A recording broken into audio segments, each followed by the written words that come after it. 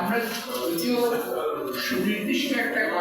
বিষয় নিয়ে আলোচনা করেছি, সেটা তামাক কর নীতি এবং বাজেটের প্রাক্কালে কর নীতি সংক্রান্ত প্রস্তাবনা করেছে, কিন্তু আলোচনার সূত্রে এবং এটার একটা প্রেক্ষিত বর্ণনার জন্য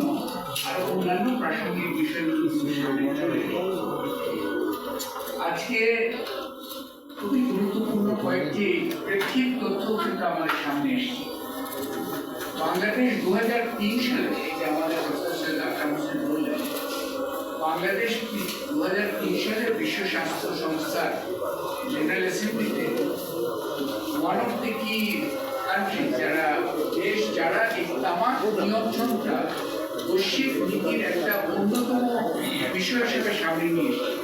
2003 সালে। কিন্তু এই 2026 এবং একটা নতুন সরকার আসছে, এই সময়কালে আমরা এই প্রশ্নটা অবশ্যই রাখতে পারি, যেই বিষয়ে বাংলাদেশ বৈশ্বিক একটা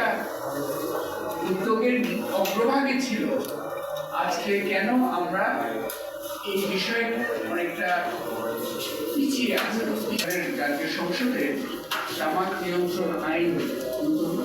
2026 সালে পাশ হয়, কিন্তু দুঃখজনকভাবে সেটা পাশের সময়কালে হঠাৎ করে দেখা গেল নতুন একটি ক্লজ ওখানে সংযোজন করা হলো। বিশেষ করে যেই খসড়া আইনটা, যে অর্ডিন্যান্সটা 2025-এ পাশ করা হয়েছিল, এখানে ই সিগারেট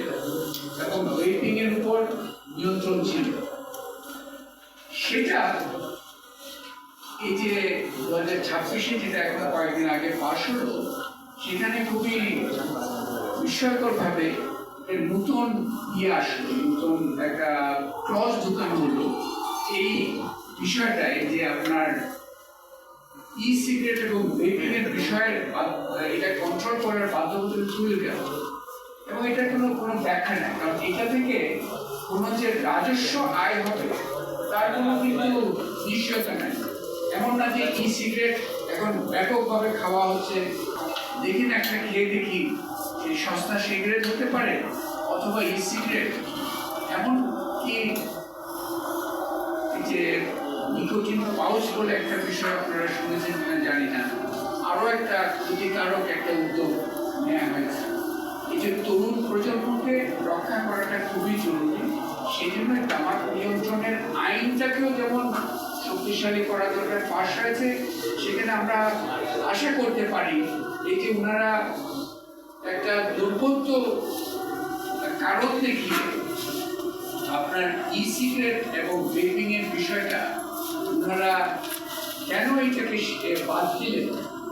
যেটা 2025 আইনে রাখা হয়েছিল, কেন বাদ দিলেন তার কিন্তু খুব সুনির্দিষ্ট ব্যাখ্যা নেই। এটাতে কিন্তু সরকারের কোনো রাজস্ব আয়ও তেমন কিছু আসছে না, এখানে কোনো